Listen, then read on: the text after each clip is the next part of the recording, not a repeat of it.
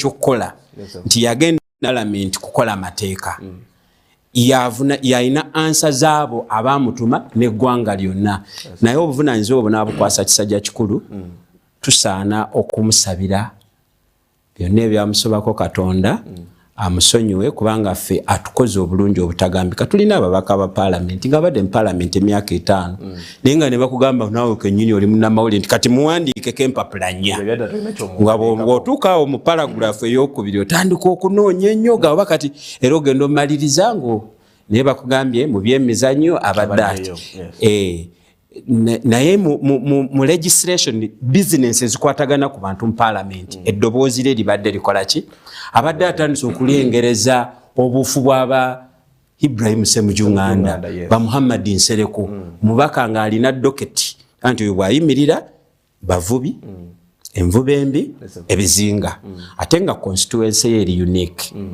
kubanga tumanyi nti kati bw'otunuulira omubaka Mboze owa Mukono municipality n'omugeraageranya n'owa Kampala kati atoli w'okubizinga aba mulala so tufiiriddwa ng'eggwanga tusaba Katonda ennyumba ye agigumye omwana gwe yalese ku ssomero nga muto tusaba ensi emuwanirire naye ate akule nga alina ekifaananyi ekirungi maama we kyatulekedde kubadde mu parliament olunaku olwaleero ababaka saako n'omukubiza parliament bagambye nti abadde mubaka ateryantama bwe kiba nti badde kikosa abantu bakiikirira abadde ayimukirawo n'agamba nti kino kikyamu era tusobola kusalawo mbeera bweti olw'ensonga nti abantu bekiikirira bate bajja kukosebwa nnyo ddala naye mu bufu obwo ku nsonga eyo yennyini tuyinza gibuusa maaso olunaku olwaleero tulabye nti eddwaliro lyavudde ne liteekayo ekiwandiiko ekiraga engeri y'omubaka gye yafuddemu omubiri gwe gubadde mu parliament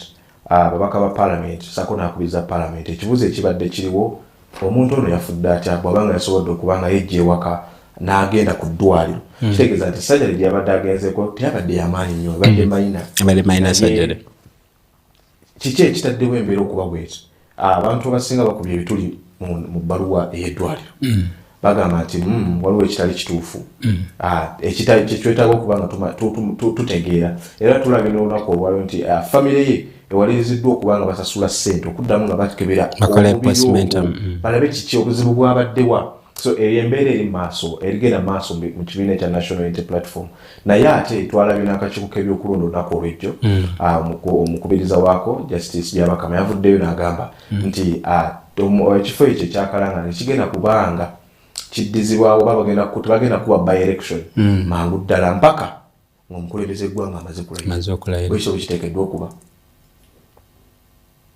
eyo nga tetunnagendayo kubanga the timing of the by-election doesn't matter. Ekisinga obukulu nti tubadde naye ng'awunzika ekisanja kye ekya ttaamu eno abadde prominent member wa parliament ye 11 naye ate abadde yawangudde okujja mu parliament ye 12 etanatandika so nze ndowooza nti electoral commission eri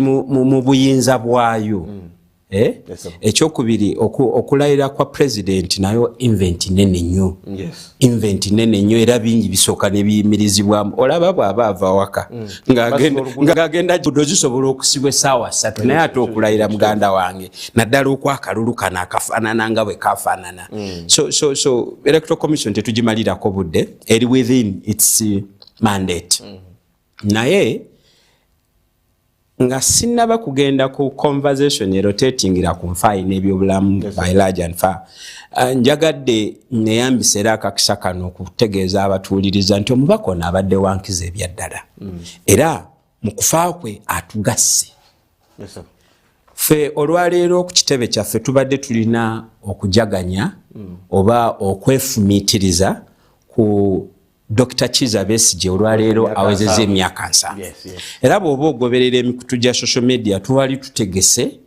okuyita mikwano gya Besigye because Besigye bwe yali alina emyaka 67 yatuga nsigaze emyaka 3 oluvannyuma lw'embye mbaddemu nyinza obutakola ki tubadde twesunga okutambula kwe twagala celebrating paka myaka 12 naye ate Besigye waffe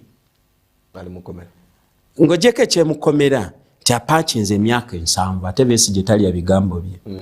Kati tulina mixed emotion naye twabadde tulowooza nti birthday ye negenda kutuyambako naddala ffe abeeyita abalwanyi.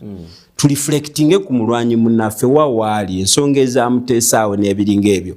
Naye olukiiko olukulembera ekibiina ne lusalawo ne lugamba nti Kizza Besigye mulamu mukomera gy'ali. Naye ate ono omulwanyi agudde tulina okumusaamu ekitiibwa era nkakasa nti ab'ekibiina kye PFF nabo batambulidde wamu n'aba National Unity Platform okulaba nti munnaffe tumuwa ekitiibwa kyemugwanidde. Siri mukugu mu byabulamu. Sirina basis entertaining a conversation ku kiki ekiyinza okuba ekyagenza obubi oba obulungi. Nzikiriza nti omuntu afa. Nzikiriza nti omuntu akola ki? Omuntu afa. Ate omuntu waba afa takola appointment. Tewetaaga kubeera na bulwadde buli serious osobola nofiira mu buliri bwo. Twatuula wano nsobola okusirituka n'engwawo nga stroke enkutte ne bambika.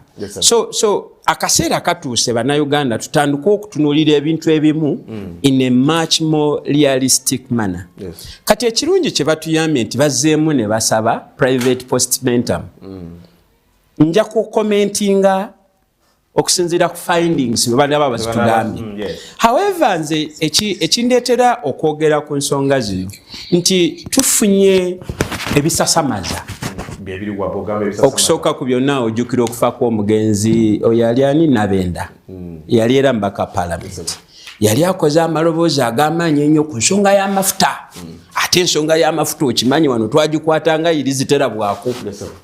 So waliwo katembaawo mu postmortem Dr. Balyomunsi oyo oba yali abirinamu ne Dr. omulala yali netuwulira nti waliwo akafi ke baali batwala e South Africa kugamba emirundi mingi gavumenti enenyezebwa naye ne gavumenti yekondakitinga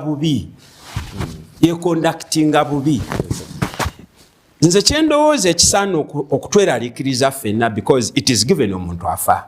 Nange ndi wano si lwakuba nti nina eddwaliro eddungi n'ekusaasira kwa Katonda. Era nze sigamba abantu nti bwe bambika nga nvudde mu social wano mbwe ennyumba evaako amabaati nfa. Naye kye tusaana okutunuulira ng'eggwanga biri ebintu bibiri. Namba emu, buli lunaku abanansi bongera okubuusabuusa gavumenti yaabwe.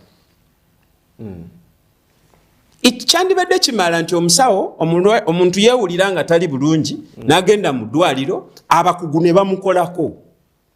Si buli bakugu we bakolako nti olina okuwona. Naye abantu balinamu feeling eyo ate ekisinga okunuma tibannaffe abali mu gavumenti ekyo tebakitunuulidde.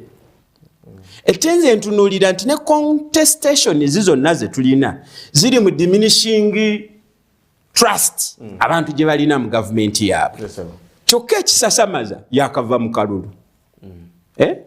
Yakava mu kalulu. Era at the face of it bagamba yabadde returned overwhelmingly. Naye olaba public trust. Actually batutu omubiri ku bizinga olunaku olw'ekiro. Public trust. Omubiri gwatambulidde eddakiika 23 gwatambulidde essaawa 2. Kati awo ne tujja mu budget eteekeddwa batusomoddeko ku ya Parliament. Tulowooza nti Parliament egendamu abantu abagezi abasukkulumye ku kutegeera okwa bulijjo. Abantu bano babeera mu Uganda bamanyidde ddala ekituufu mu byobulamu bwaffe. Gaps wawe ziri. Naye bo balinganga be baprogramminga nti solution ziri abroad. Era budget yaabwe ey'okwejjanjabira ebweru bagyongeddeko. Naye ate beebamu bateesa ku Sovereignty Protection Bill. Okitegedde? Kati awo nze wenjagalira tufune meeting of souls. Bekikwatako tutuule tugambe banange. Tekikyakola makulu kujja tugamba opposition twabakuba ne tubamalawo. When people buli ggwanga bwe linaafiirwa trust y'abantu ate nga tulaga nti eggwanga litutte trajectory erireetera abalabe abatagwa.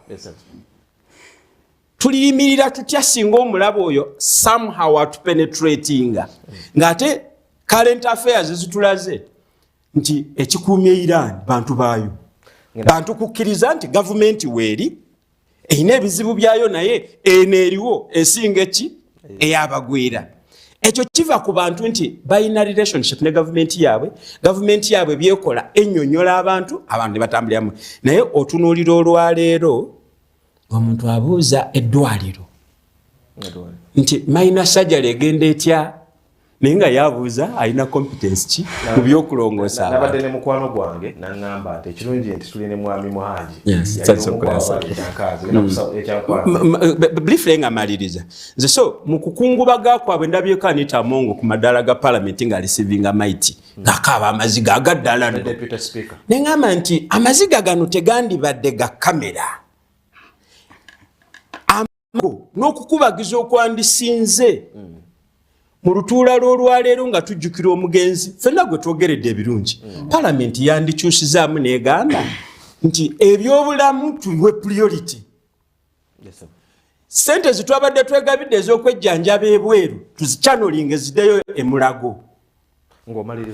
Era ne minisita w'ebyobulamu yandibadde ku floor abuzibwe ebibuuzo kajoyijoyi w'ebibuuzo olukiiko olugaba certificate license z'abasawo kubanga eddwaliro okulirumba bwe tulirumbye bingi bye tutamanyi. Naye nze ndowooza mu Parliament munanadde ndowooza mukandange gwe tufaanaganya erinnya Solomon Mayanja kyagenda kukola ekyobuzira aleete debate etannabaawo egambe tukole bino wammanga ebyobulamu tubirabenga part of national security. Okiwulira? Naye nakano katwale nti emabegakaawa gavumenti ya America yasaba Uganda data w'ebyobulamu bwaffe. Olutalo olugenda maaso ku global scale lulimu ekigambo data. Kati nga tetunnagendayo badde nsuubira nti Parliament egenda gamba oluvannyuma lwa bino byonna kiki ekitwala omubaka Parliament mu clinic fan operation. Katusoke tuwulira tokulira okuva eri mwami Muhanji sebo tukwaniriza. Tugezaako okugira mu Uganda ekifaananyi eky'embeera ey'omubaka eyatuvudde ku maaso. Honorable Helen Nakimuli abadde mukyala mubaka Parliament akiikirira ebizinga ebyekalangala. Naye olunaku olwaleero twagadde okutunuulira embeera ki egenda mu maaso sabu n'okusiigira omulabi ekifaananyi abadde omuweereza aweereza atya. Neyanziza moderator ne muganda wange mujja kunsanyuwa okujja mu kikeerezi kajjaamu kayitirivu awo emabega awo nga emulago awo kajjaamu kangi nnyo naye nga amanya Muhanji Zephyrin nga nviiridde ku kitebe kya NRM mu ofiisi ya mobilization ate nga nkwasaganya ensonga za Western Region. Kyannaku nti omubaka Honorable Helen Nakimuli afudde naye nga waliwo n'omulala gwe mutanaba kwogera former minister Honorable Monica Ntege Azuba yafiiridde ku myaka 72 at least ye oyo abadde alabyeko ku nsi. Abadde alabyeko ku nsi. Manyi we have to be realistic. Omuntu w'emyaka 72 n'ono w'emyaka 4 enjawulo ebaawo naye kyannaku ekifaananyi kyabadde asiga muganda wange ekyo kituufu nti priority right now tulina okulaba nti ebyobulamu tubiwa priority y'amaanyi nga Parliament. Kituufu ate nga bwetu bwe badde ekola naye simanyi sikeri gyakirabiramu nti sente zebadde bagiwa bongereko badawolinge oba mulimu ebyuma byetaagisa mu ggwanga ebitanabatuuka. So tulina bwe tuba nga tufumiitiriza njagala tufumiitirize bulungi nti ku angu ey'ebyobulamu wano we tutuuse because tulina amalwaliro mangi agali mu kuzimbibwa Lubowa specialized hospital eri mugenda mu maaso Agakani yiyo bagiggulawo juzi ate essaawa yonna bagenda gikwipinga n'ebyuma. We shall reach at a time nti Omunnayuganda oba these VIPs the corporate class kiteba kyafuluma ne bweru ngoera obujjanjabu babufuna eno mu Uganda. And I give that the NRM government, I give the credit to NRM government kubanga yesobodde otutuusa ku ddaala eryo. N'ekirala nti ebyobulamu bino amalwaliro gaffe wafiiridde ono Honorable Member of Parliament wafiiridde status. It was a private clinic. I don't want to call it a clinic because we were it is a standard hospital and qualified. So younger private hospitals, how should they be empowered?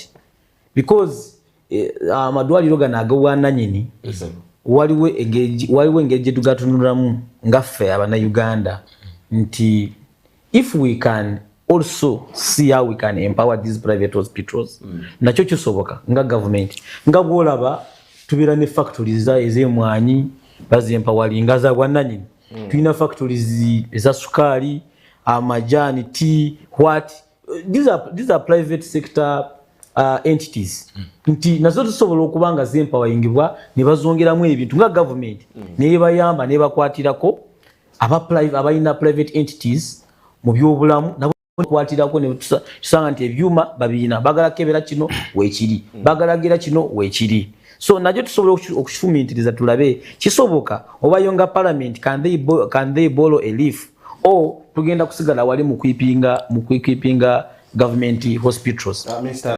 Muhanji, let me pose a question to you.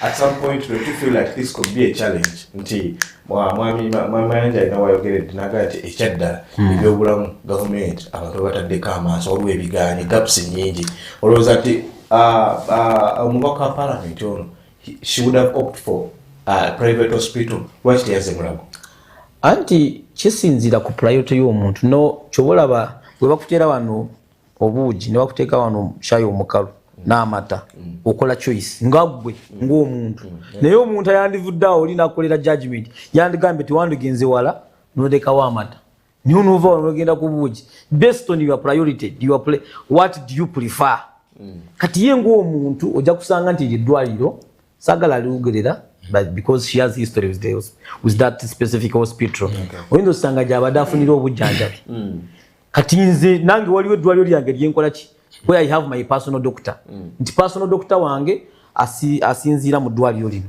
kati lwakimba ngenda okunyonyola ebizibu byange mbinyonyole doctor omulala let me go to where I need to go where my personal doctor is nosanga ayina attachment ayina that touch n'eddwaliro eryo kyobola bateya optinzi okugenda mu ddwaliro eriri more specialized and equipped ekyokubiri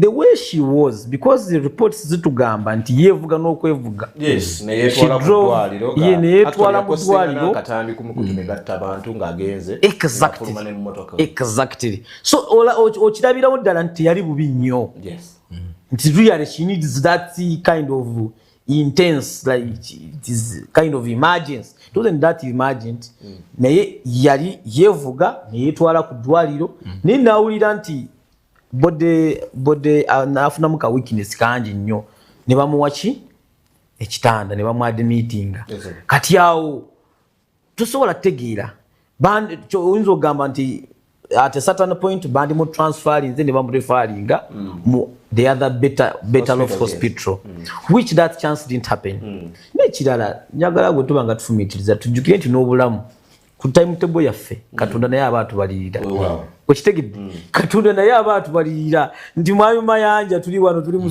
God forbid I'm not a prophet of doom tuli wano mu studio tuba tufuluma nti awo kukuba tosukako God forbid so timetable naye weeri nze ni musajja mukkiriza nti Katonda waba yagamba nti olwokuna tolusuka tosobola lusuka to me this is how I believe so nakyo tukiteekeko sagala nnyo tukitwale mu angle eri nti wali if she did this she wouldn't have if she sagala tutunire mu angle eyo ekirala ng'amaliriza government hospitals zaffe tuzirabira mu kitiki because we have seen parliament proud of how the American government not proud but I give a credit where we are I'm not proud I remember omuntu yatugamba nti ye musanyufu nti structures weziri omuntu ne wazalira wo cement edwaliro si structure osobola okubeera ne structure n'otuuka nga temuli equipment ezikukolako otuuka oyinza okuba nga olina structure ne equipment ng'oziyina ne toyina specialized personnel human resource ekkolako eryo nalyo teribeera ddwaliro right now to waliwo angle nalabye proposal nti some they were choosing some of the hospitals, referral hospitals, okuzikola national hospitals. Nalabye iziti Gulu, then ndaba Mbarara, I think also Mbale kind of. Ndaba muli dwali ddala. What do we expect? Edwali barufula national, because baba kwa Mbarara referral hospital ne bagifula national hospital. Kiba kitegeeza nti there won't be more referrals from there to the site. So Mbarara is going to be upgraded to be a standalone. Even also where? Also Mbale and I think Gulu. And some they were 4. So and ababaka bagenda kiteekako bagenda kirowoozaako bakibageko bagilabe engeri how they can approve that. But to me, I would totally agree with that opinion. Kubanga nti wane emulago omujuzo gwo mungi. Keddala omujuzo weguli. Katono nnyo lwakuba nti oze nakoze da submission yange. Nze sigambye nti nina a lot of issue olw'okuba omubaka yafudde. Naye ngambye nti okufa kwe n'amaloboozi agavuddeyo gatuleetedde okureflectinga. Nze ndowooza nti bw'owuliriza narrative ya ekibiina ekiri mu buyinza tekikyakola makulu kuddira mulago ogijjeko langi eno ogiteekeko endala. In reality, we need another mulago. We need another better mulago. Kwanga population yegeze. Wachiwulira? And that's why Ruvowa is coming up. Nze nzijukira. Eddwaliro ly'e Kawempe Kiruddu. Ago gaali malwaliro ga Kampala. Gaali malwaliro ga Kesisa gaki? How gafuuka gatya national referral? Nti nowe Nakaseke tumusange e Kawempe.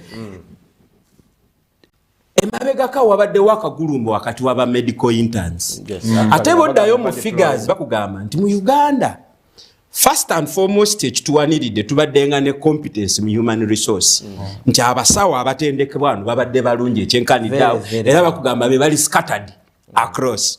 Akati ekyo kye kituwaniridde si lwakuba nti tukoze strides mu kuzimba premises n'okugula equipment. Abantu baffe be bali scattered buli wamu. Olinaga n'obogenda India ojja kusangayo doctor munayoganda ajja okukolako.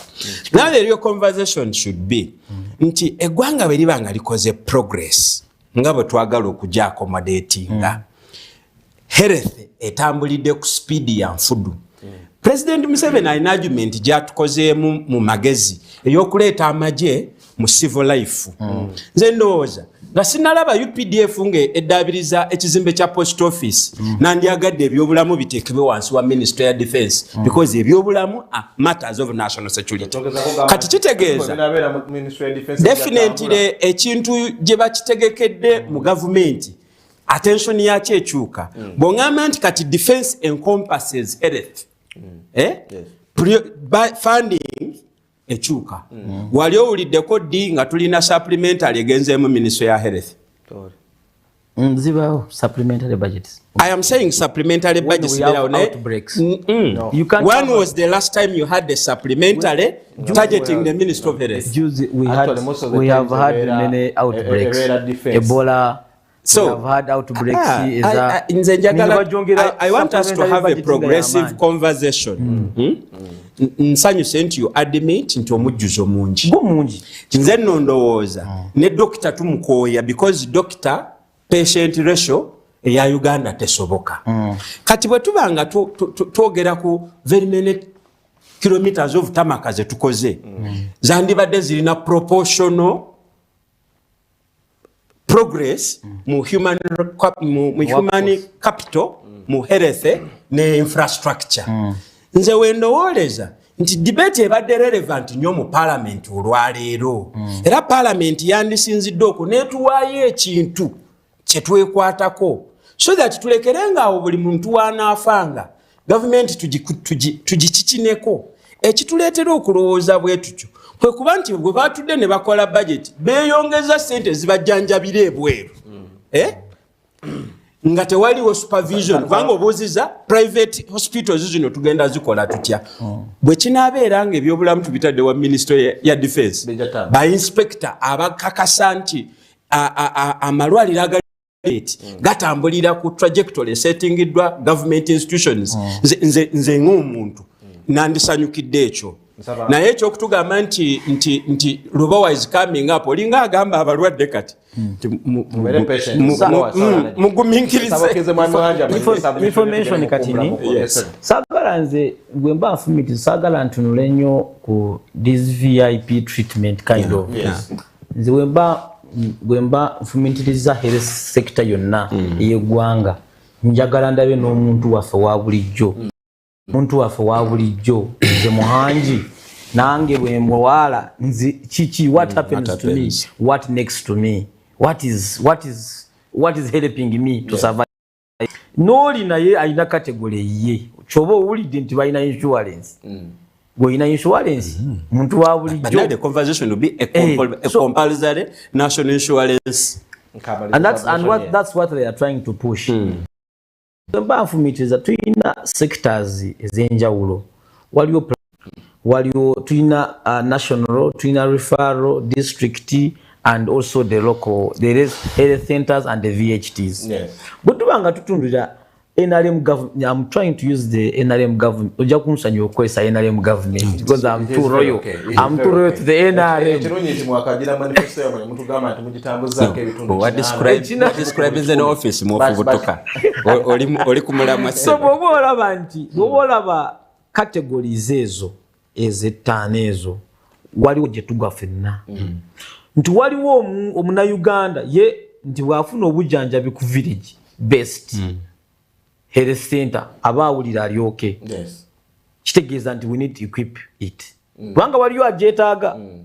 Waliyo oli agamba nti nze wemba ntandika okufuna obujjanjabi sitandikira ku health center. At least ngende ku district what?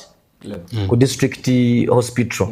Awo nsobola okusangayo equipments n'abasawo abatendeke obulungi ye bwatyo bwalowooza mindset yo bwetyo bwemugamba waliwo n'omulala nti nze bwe bagenda okufuna obujjanjabi sigenda na ku district I drive directly to the referral nti ku referral mubayo ba consultants abamala mubaamu no bwekityo ezo workforce eyo workforce gaps ezo ntasobola zikavalinga n'amanya nti wano ngenda kufunako obuyambi bw'amaanyi n'empona waliwo n'oli agamba nti nze ne referral temala kangendere direct ku national nti nze mba sigenze mulago sifuna bujjanjabi obumala kati waliwo n'oyo categories ezo za njawulomu ate waliwo n'eri gye nkugambye me I can't go to any government hospital we have people with such mentality nakugamba nti nze sisobola bangi nnyo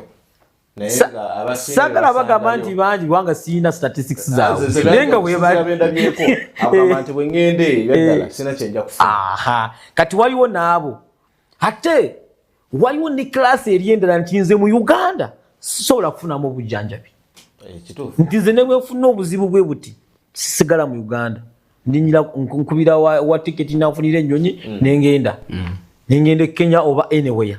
So kilasi ezo bubuzi tunulira bonna bana Uganda. Yes, sir. Because the LCM of everything is that we are all Ugandans. And when we come back owawanso wa village health naye bwafa tuba tufiiriddwa mu na Uganda. Ne VIP tuba tufiiriddwa mu na Uganda. Yes, sir. Sagala ntunonyo ku impactual capacity zaabwe. Nti buli fenna tuba tufiiriddwa era wali tuba tukendeza ku population yaffe. Nti omuntu omwe akoze eti atenzi. So right now why do I appreciate and credit the NRM government nti mu categories ezo nga bwoziraba egezezaako they have done their best not to perfect as a per se but they have done their best okulaba nti wali bataddewo ku eddagala ligenda wadabamu balibba mu health centers that of course it is because this is obvious ogenda otuuka ku health center waffe isinjiro wawa ndamadagala tegatuuse ninga wano mu documents drugs they went era bazi setting off ninga tegatuuka ku district equipments weziri abamu mulimu district ndate zinawo district hospitals and the NRM government when we are doing campaigns these are some of the things they were asking That's why they're asking memos. Bali reading a memos to our candidate. Iranga bamugamba ebintu bwe bityo. His Excellency Tetwina District Hospital, it is taken note of. And right now Muchine Chisanja. Usually does. No, Muchine Chisanja chino. Muchine Chisanja chino. Based on Gambi bya yogera ni Chankwanzi bya yogira. We are fighting corruption and we are going to make sure service delivery ku muntu wa bulijje etuuka. Nsaba okoma osoke tugende mukumula muko tukole ensimbi z'abakama baffe tugenda kuba tukoma twagala okunyonnyola ebbago ly'etteeka lino lyenkunyonnyodde mu ssawa yaffe esoose tugenda kukumula muko twagala abakulu abali wano batunuulizibwa ensonga batubuulire ebbago lino eggwanga Uganda tugenda tulifuna bw'oligerageramu bakugamba nti munauganda yenna bwobanga obadde okubira akasente okuva ebweru buli mwaka osussa miliyoni 4 ebbago lino erya protection sovereignty bill 2026 tugenda kukomawo tovaawo.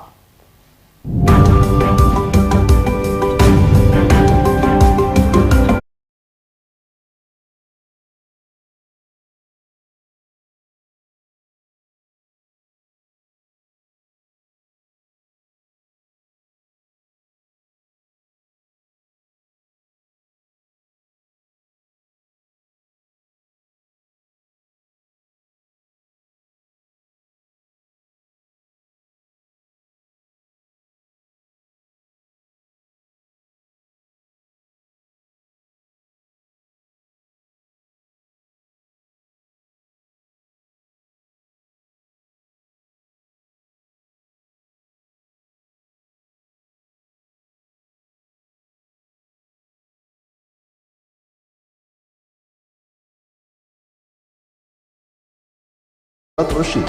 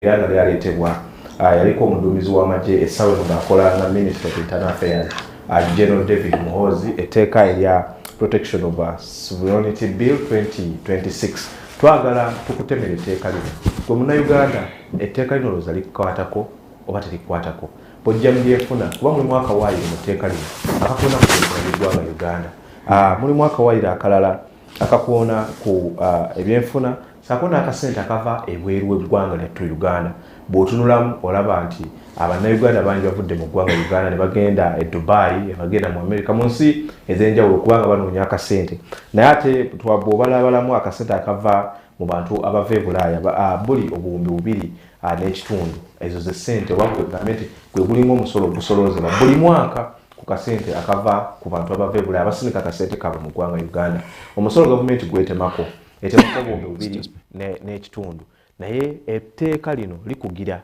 nti gwe munnayuganda oteekeddwa okubanga bw'oba oyingiza ssente buli mwaka nga bakuwa ssente okufa eziva wabweru w'eggwanga tosussa miliyoni 4 ate balina bye bakuona ne bagamba nti baregulatinga ba foreign agents twagala okumanya foreign agent yaani mu mbeera eno ngenda kusaba Mwami Mayanja tutandikire ku nsonga eno onnyonnyola omulabe etteeka lino era litugazisezaawa nze mbanyonyola foreign agent nakyange kyekyalese ebbago naye abalungi abatugoberera nze ekinkubaganya ebirowoozo ku tteeka lino kiri kimu ffenna nga muganda wange bwe yatudefininze nti the lowest common factor tuli bannayuganda ekisooka ku byonna ffenna mu ngeri emu oba endala tulina Uganda gye twagala sinawulira yagamba mbwaki Uganda tukitemeetememu tufune gye tulaga ffenna constant eri nti twagala Uganda ate constitution yaffe nzibuzibu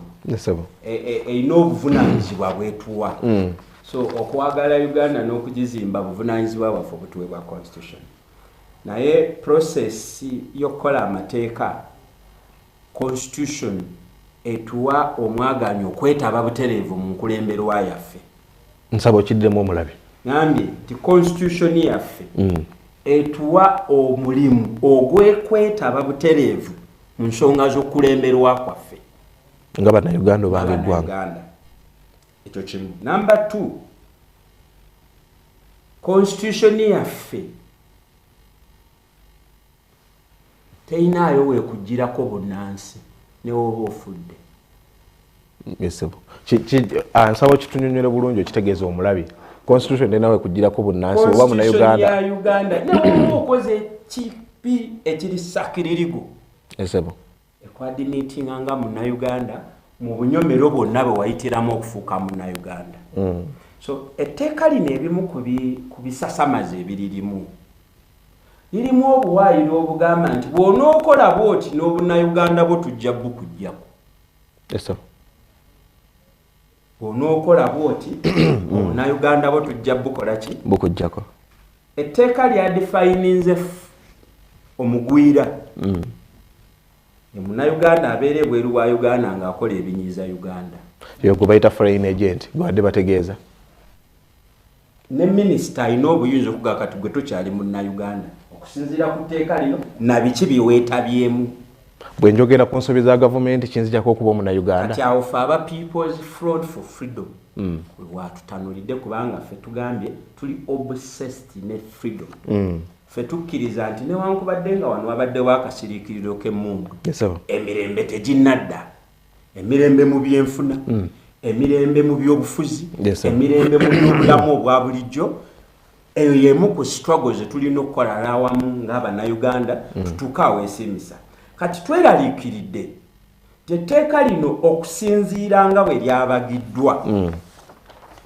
litukwendeezaako ebyo ebyatuweebwa constitution naye nga tujjukire nti lwaki twafenna twakkiriziganya ne constitution n'engeri gye yafaananamu ya puliyambo yange nga tujjukira ddala bulungi nnyo gye twava mu biseera bya ddeka musaayi byekiiwa musaayi katukole amateeka gano atufuganga eggwanga atiko wanu negamba obuyinza bwonna buva mu bannansi n'ebitongole byonna ebinaakola mu Uganda obuyinza bwabwe buva mu ki bannansi article 38 ndoza ye chapter yogera ku freedom zizaffe eyo nno yetuwa omukisa okwetaba obutereevu mu nsonga za gavumenti biiro eno eringa egamba nti kati eriyo ebintu ebimu ebitayogerwengako balinga bakugira bannayuganda okubaako ensonga zebereka biiro eno ezze mu budde bufu kusinziira ku trajectory y'enkulaakulana ya Uganda. Because waliwo biiro yagala nti bw'onoosamwasamwa ne gavumenti byeri mu kukolako ojja kuba sabotwa ebibonerezo buwumbi emyaka 2 kankwete okulabirako tubadde tukubaganya ku byabulamu ekituufu kiri nti wakyaliwo gaps newankubadde nga ye muganda wange alaba nti tutambuddeko nze kyempakanya nti bw'okwata cost nogisubstitutinga mu time nze my ideological outlook kyetukoze kiri minimum okitegedde kiri minimum therefore kinkaka okujja okukubira gavumenti enduulu eprioritizing enze kyendowooza nti kikulu ng'era bwe nkoze wano nga ngamba nti si mu nkola yakuvuganya naye President Museveni bulijjo mbadde nnoonya wenjagala proposal ye ebeere ya mugaso gyendi aleesa amagye gabuulira enjiri kati gali ku post office gakola gegakubye ebiraka mu ngudo zaffe ze ngamba amagye gaffe tugasiza nnyo ze ngamba amagye ne Minister ya Defense taking over ebyobulamu kati bino byenjogera essaawa zino singa biiro eyo ebadde mu nkola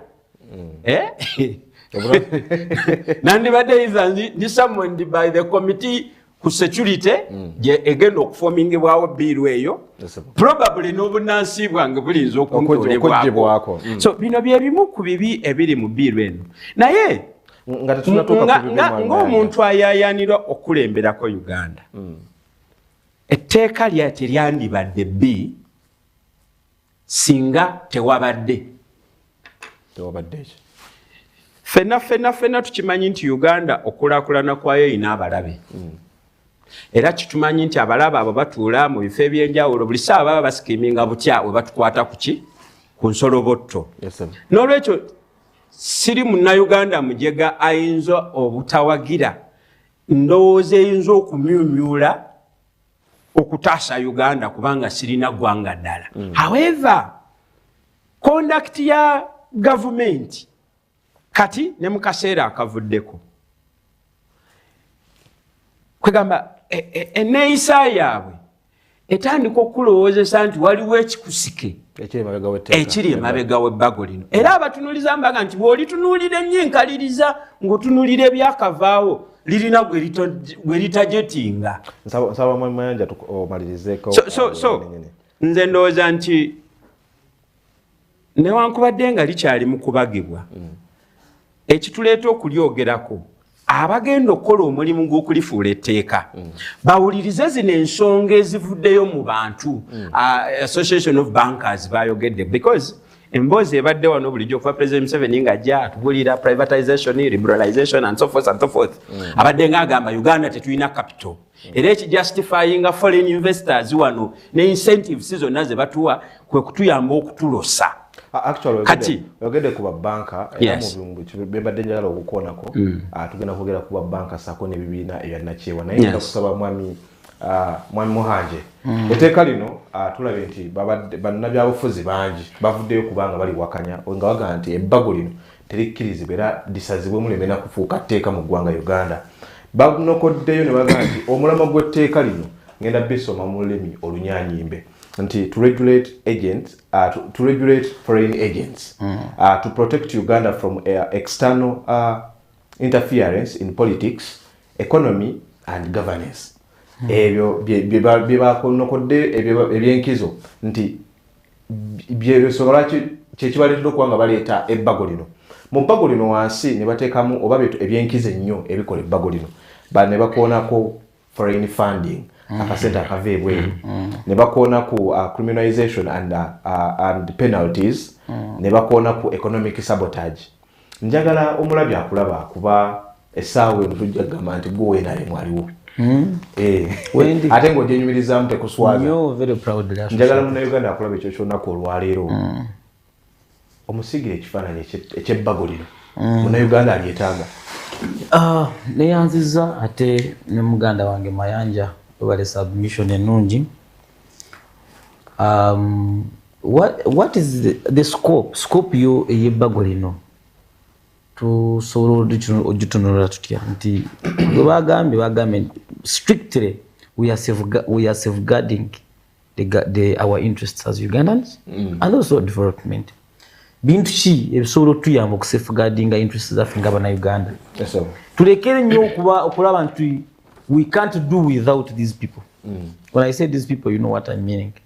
Nti foreign funding, can't we survive without foreign funding? And you know kyemanyiiza bw'otunula bajeti yaffe ebitundu kati bw'obanga gwe wazaalibwa nti oli abwerewe omanye bagamba nti akatatambula tekamanya enfumba yaki. Kati oyinza osanga gwe wamanyiira for you to get satisfied you first eat in 5 homes in your neighborhood. Then after you got your then now you feel you are satisfied.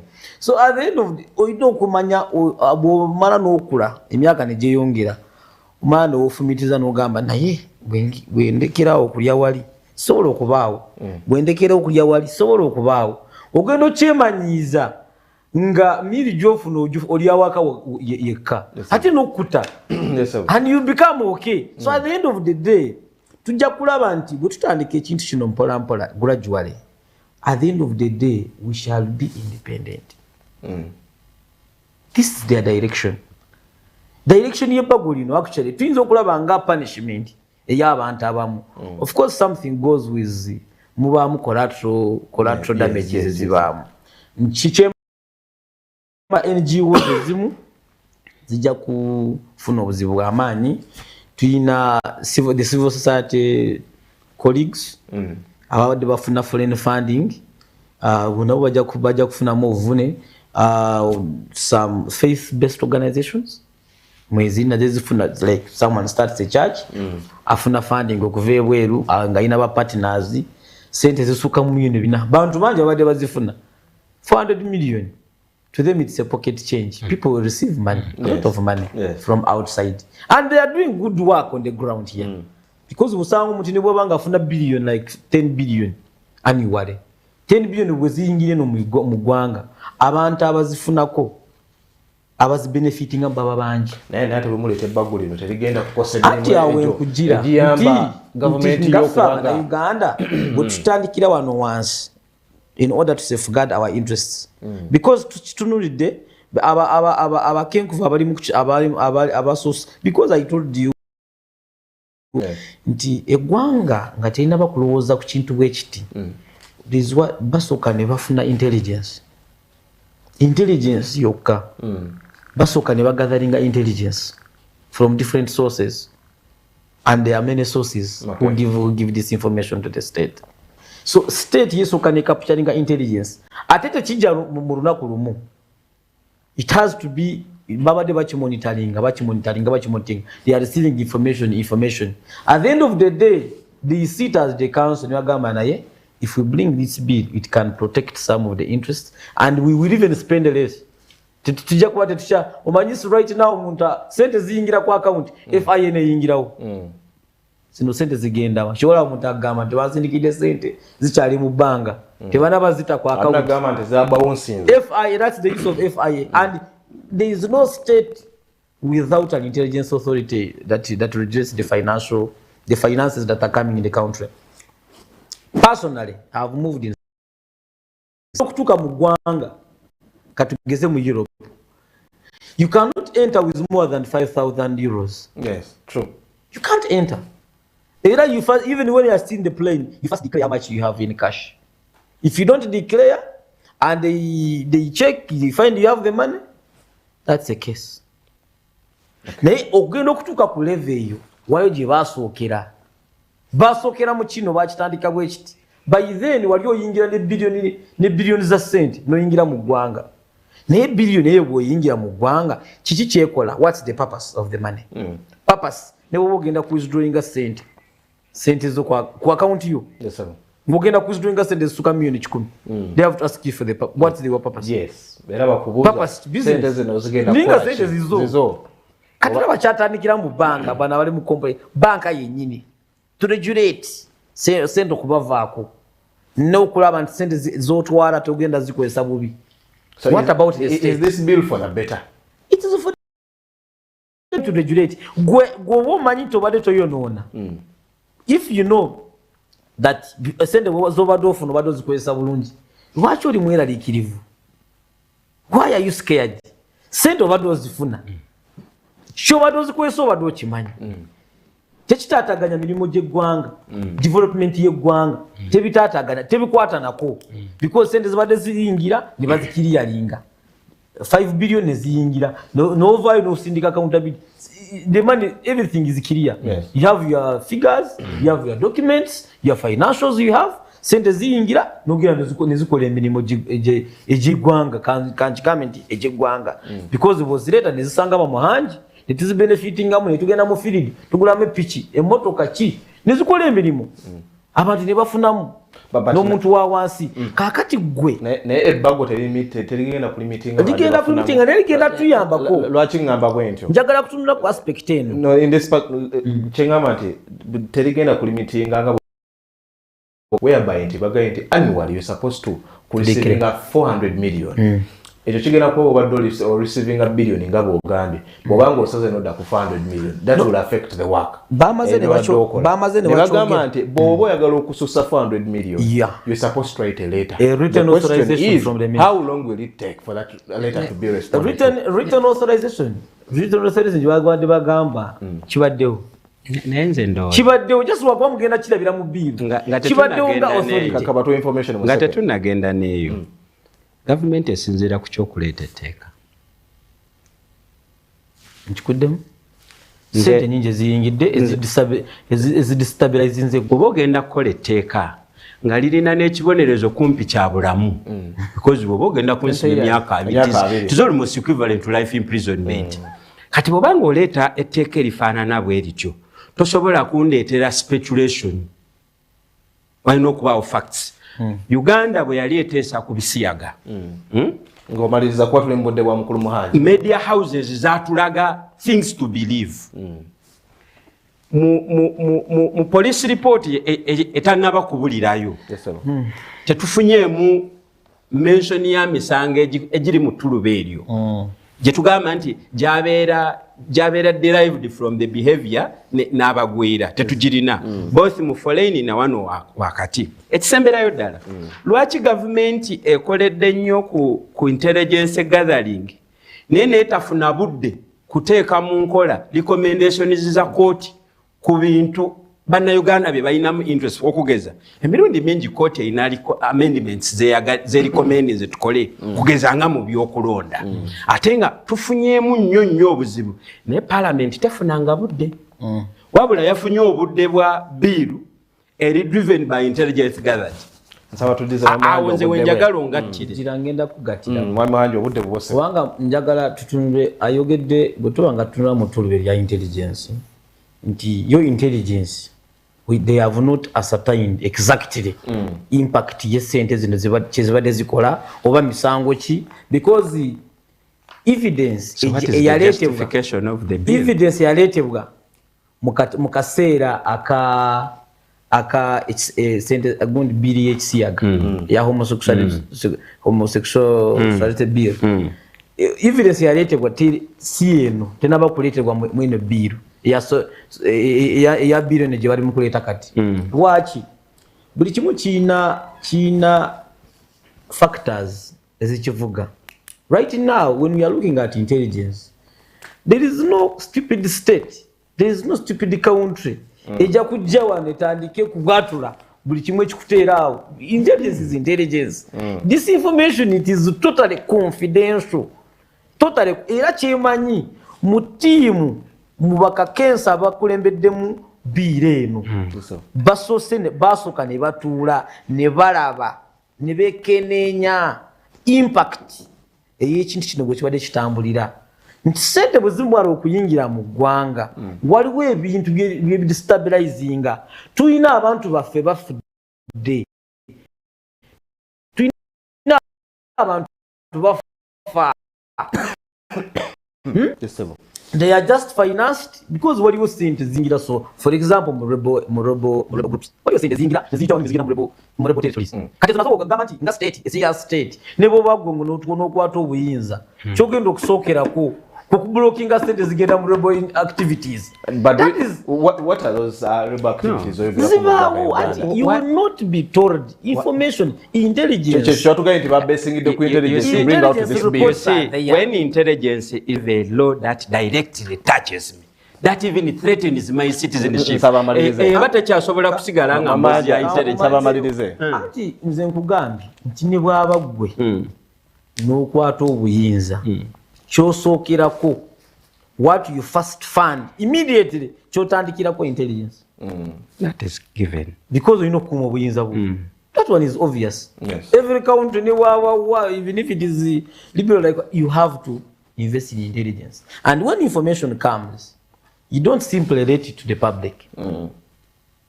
You do counter, after you count, after doing counter, you evaluate. There is a team, there are committees, different committees. Buli omu abakenkufu abali beerawo ne bataputa buli kimu kyonna. Kati bagenza okutuuka ku level okujja n'eno biiru.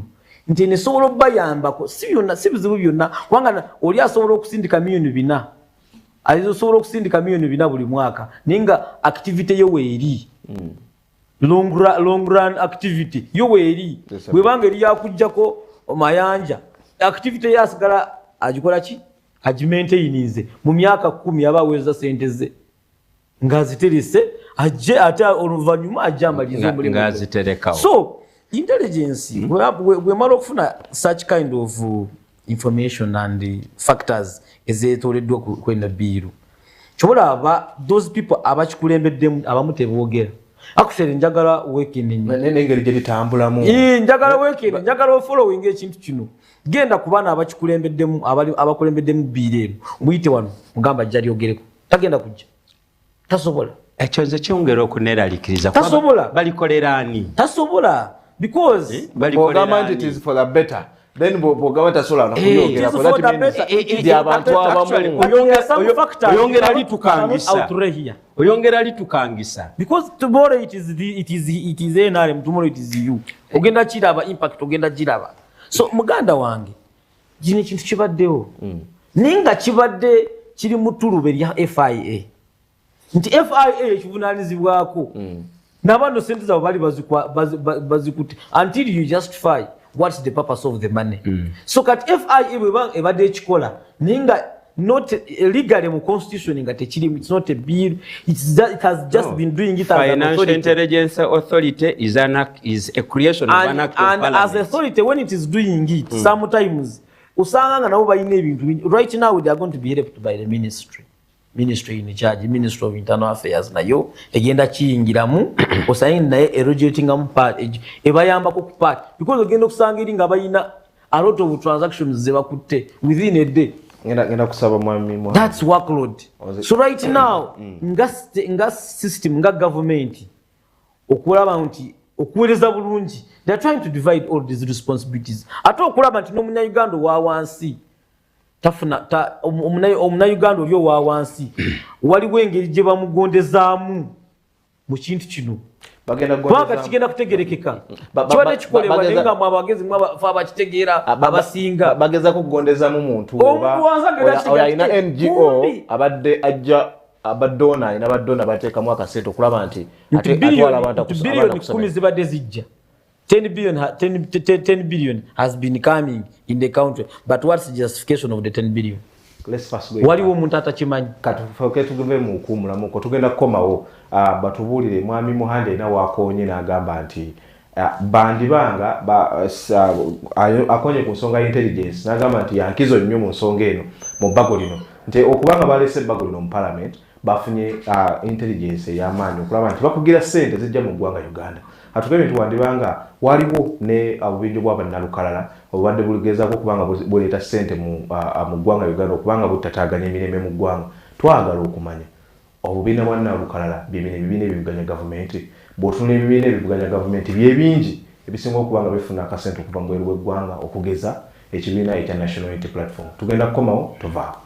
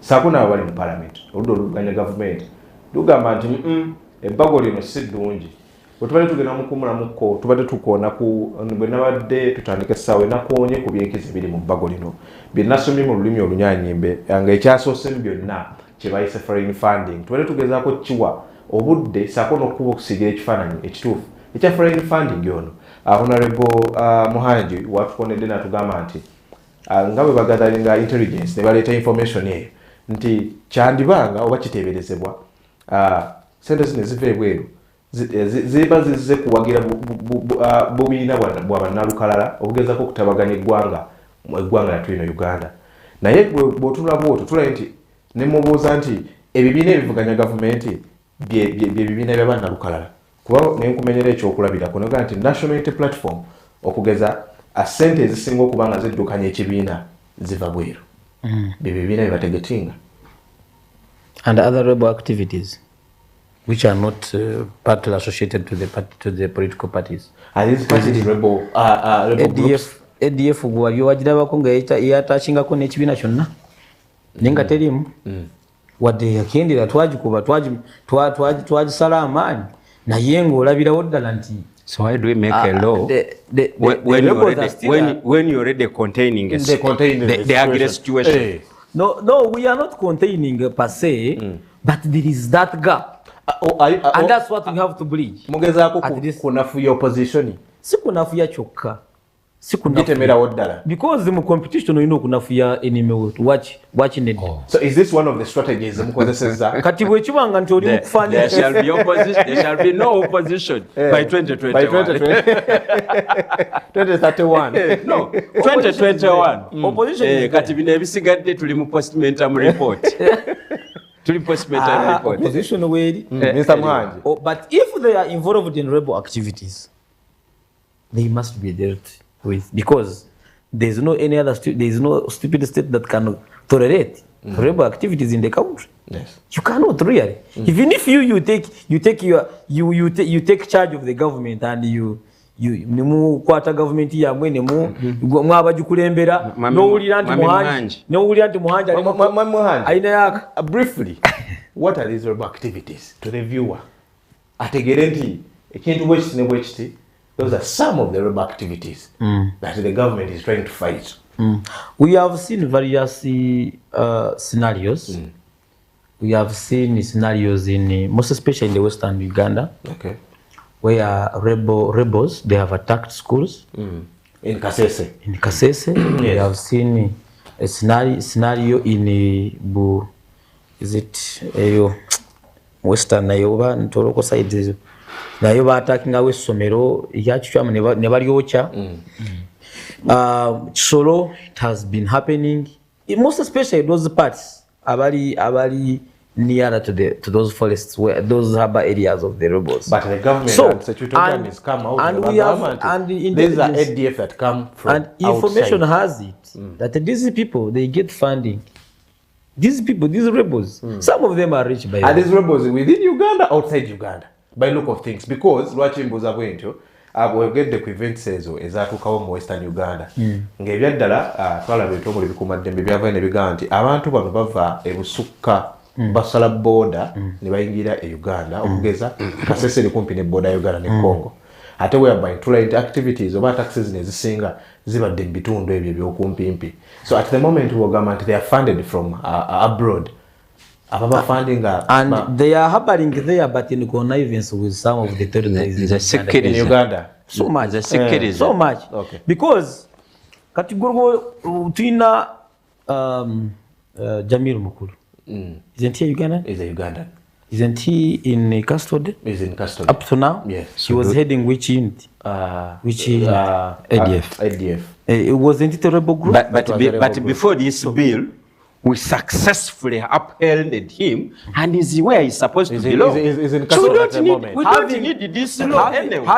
Having him upheld in custody. Yes. So the activities are not going on. No. They are not recruiting. They have drastically. That's why I'm saying. Some information. Yes.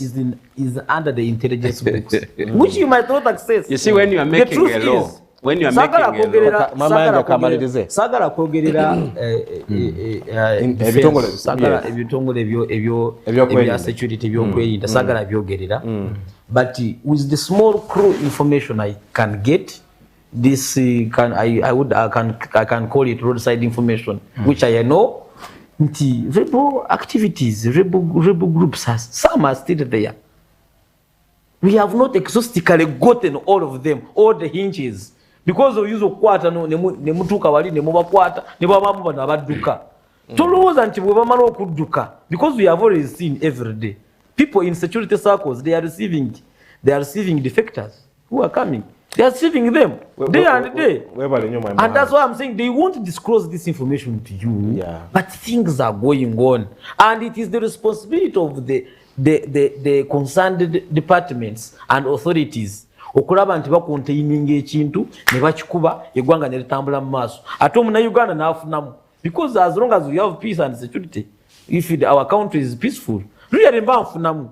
right now ziri sawa 5 nsobola okutambuza ekigere kyange mpaka waka Mwamayanja ku nsonga eyo nze teeka wano nga I pose the question being that you're part of the opposition side. Yes. Opposition political parties part of the rebel groups in Uganda. Well, ekyo kyabuwemu era omuntu yenna alina endowooza efaanana bwetyo tetusaana kubeera naye mu zino spaces z'abagunjufu because political parties is operating mu Uganda ziri registered era zirina ne authority emonitoringa programs zaazo obunafu bwokka we buli nti ekibiina ekiri mu buyinza if it is politics banafu amaanyi gaabwe ebbanga lyonna gabaddenga the security narrative lwaki nti it was a rebel outfit era yanunula which came by force it came illegally okiwulira yanunula era ye narrative ekikuumidde wano ekyokubiri nti gavumenti etuuse ku point wetegeeredde because there were arguments President Museveni wabadde nga attacking regimes ezasooka ng'abantu bamugamba but what did you expect Yusuf Lule to achieve mu myezi 2 nga mwe muli mu nsiko mulwana. Now for him he has had the benefit of time.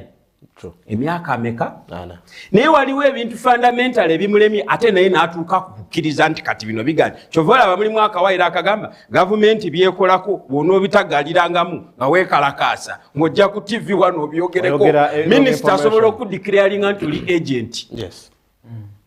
And that's true. So in other words gavumenti etugamba kati okuva na leero bino tebibakwatako oba nfumbye oba sifumbye. Bawaleta supplementary mu budget mu parliament you're not supposed to talk about them. When you discuss it mu perspective yago muwomusolo ojja kuba okola sabotage so by large and far eteeka lino B obudde bwe balireeteddemu kubanga eno gavumenti tennatuuka gamba abantu nti temunyambako mbisobola tennatuuka ate etambula kasoobo nnyo. Uganda esobola okuba watali yes the information yes waliwo akaseera twali ndowooza mu bbanga 2025 awo nga tutandika omukulembeze omu mu one of the political parties eziri mu Uganda yavaayo publicly n'akyogera n'akikubawo n'agamba nze ndi muyeekera okijjukira nze ndi muki muyeekera publicly n'akyogera nze ndi muyeekera ate mpeekera gavumenti ya mwamyani Museveni. What kind of muyeekera do you want us to address now? Yakiva si muhanji ali mukumwogera n'agamba gwe oli muyeekera omuntu yavaayo n'akwata omuziro nze mi myself President Museveni bwe yali agenda mu nsiko wali olabyeko press conference n'abaga nti okuva na leero naye nga naye tetugenzeeyo nakino nedda waliwo information njagala kumalirayo mwami Mayanja omuntu avaayo n'agamba nti nze ndi muyeekera you are the head of state moreover egwerira wo comrade wo hero omuntu gwe tusinze omuntu ayalwana ayayingira ensiko omuntu nakugamba nti really ni nze ndi muyeekera can you take him for granted? That's one. Two, can you just keep there and you go on your dining room and eat and you wait for that man to keep running that I'm muyeekera? You have to act. You must act and immediately. Omuntu asobola kwedikira ng'omuyeekera n'omwana omugamba owaayo kwata kajuice onyweko. Kati ekyo kyotandikiddeko nja kukubalira emirundi 3 gye mpulidde President Museveni nga sirina kyenywedde ng'agamba nti ye muyeekera mu gavumenti. Era ebbanga ng'ali mu gavumenti nange nze ndi muyeekera. Era kati wano ngenda kukozesa obukodyo bweruweeru. Kyekiri kye nagambye nti ekizibu kya national resistance movement politics ataliimu bya mundu ataliimu connotation ya security badwafu ne kasita muyingiramu ebyo era obalaba ensonga banoonya kubanga kati ono atandise n'okuimagininga abayeekera naye ng'ate ffe reports ze tulina the last time I had President Museveni talking about ADF yagamba bajja 15 nga bazze kunoonya mmere only 7 went back era naga nti abo bo operation shujja so we don't need a law okukola kubayeekera because otugambye tawa intelligence ate kati nzikiriziganya because nze omu kubayomba nti okumala ebbanga ddene consistently obutayosa defense etutte sente nyingi okitegedde kakati onanzizeemu era ndi musanyufu ange nti abasajja abo yadde teboogera babeerayo abakonfesinga bajja tubakubireko mu ngalo but we don't need another law most especially one that touches my citizenship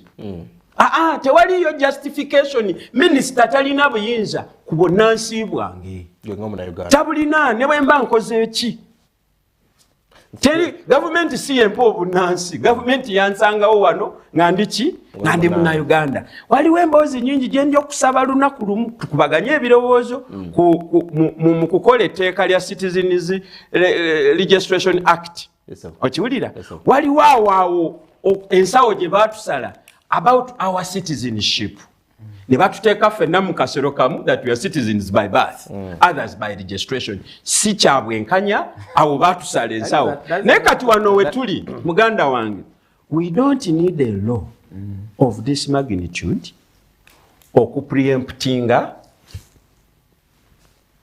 abalabe baffe abafaanagana nga bwomenyeko because already we have existing frameworks era zikoze bulungi.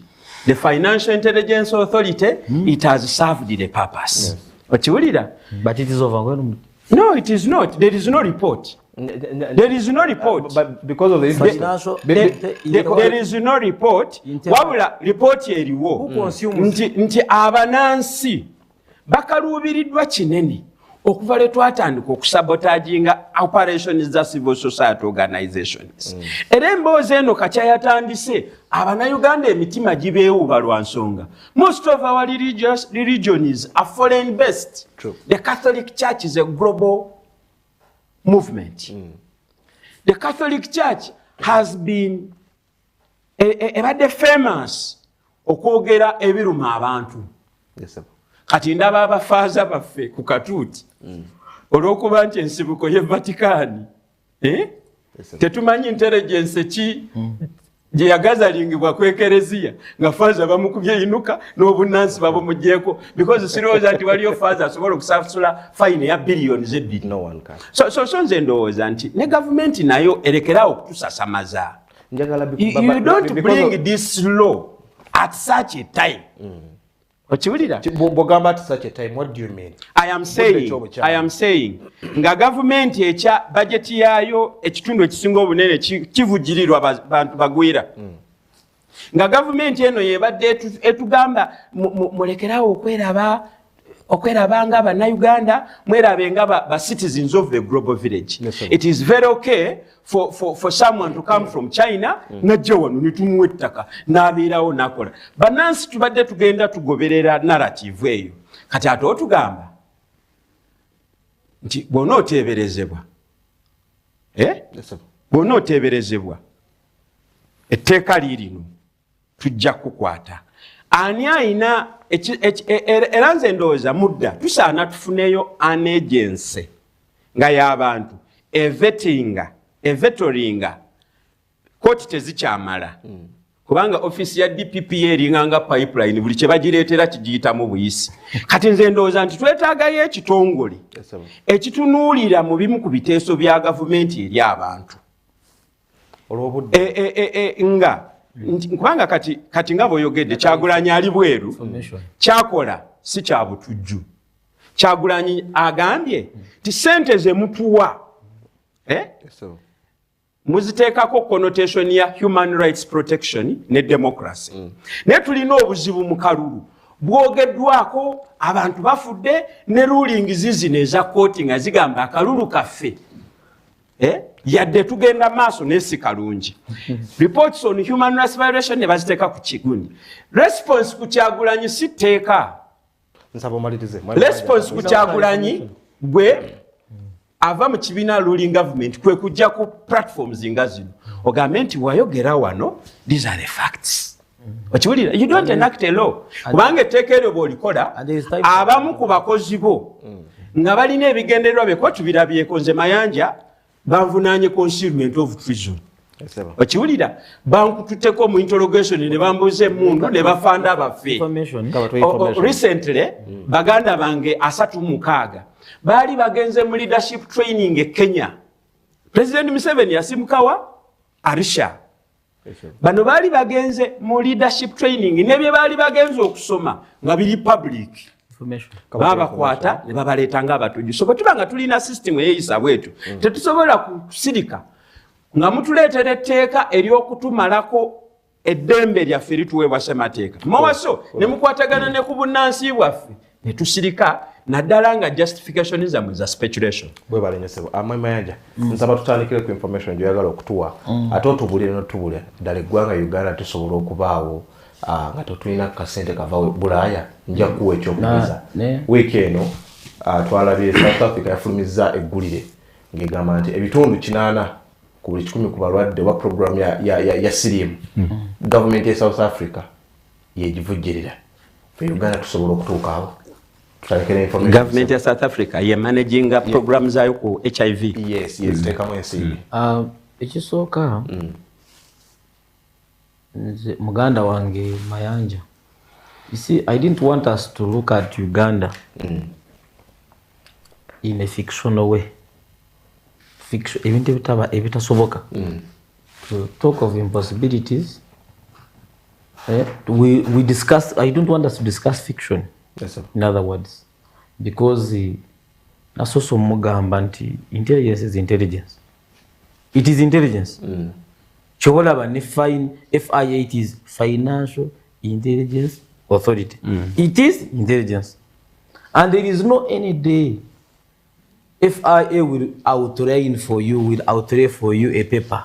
Nereyinga paper nejikuwa. Nyugamba munange Mayanja, muna Uganda munange munaffe.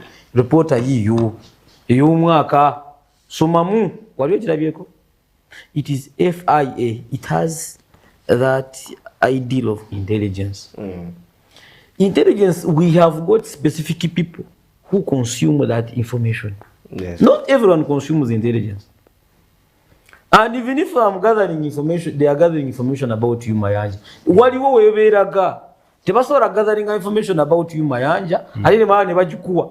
Ne bagamba nti Mayanja munange tubadde tukubega bwe bitu bye tubadde tukubegako tekisoboka. We just need to learn such kind of things and their methodologies. So if something is being carried out in the country and in security ne bakiraba nti kino kigenda kuyamba mu Uganda, it is going to enact development in the long run in any way regardless of the methodology used. Nti muna Uganda agenda kifunamu. They have the right to take it up and they see who is going to implement it. They have that right because bamazo chifumitiriza ni bagamba nti kino kigenda kuyamba muna Uganda. Ekyokubiri nti biire at the end of the day, what kind of parameters are we looking at? Yes. Nga biru yo sovereignty biru yo parameters chi zekwatako. Tulabye abantu abamu abagenda okufuuka ba collateral damages binsoso kugamba.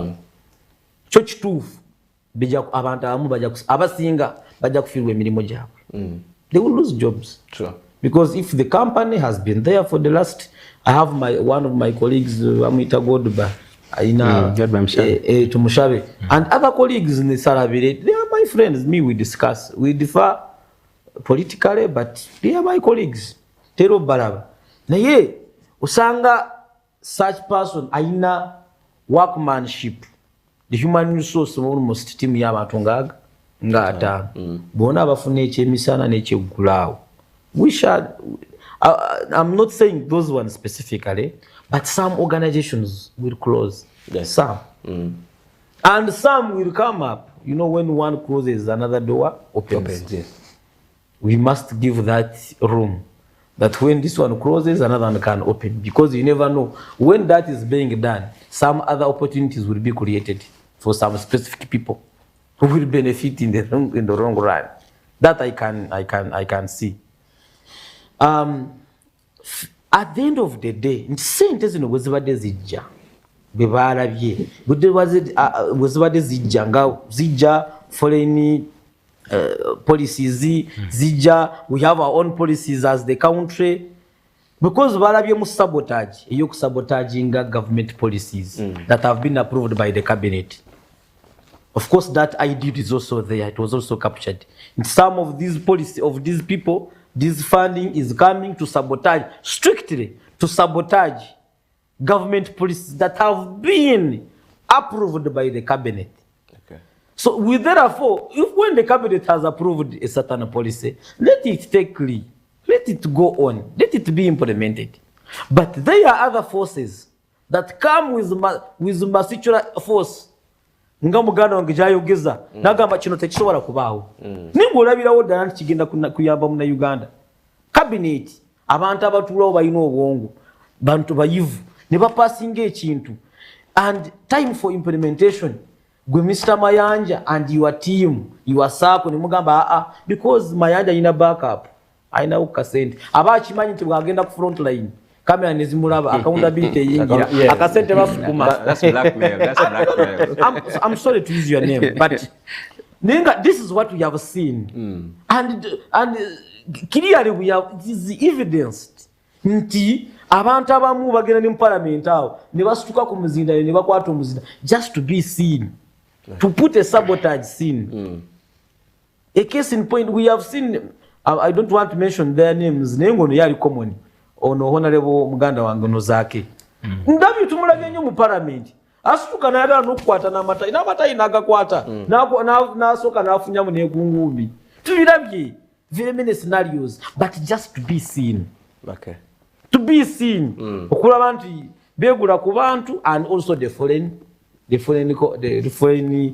team bamulabe omusajja accountability yiyo.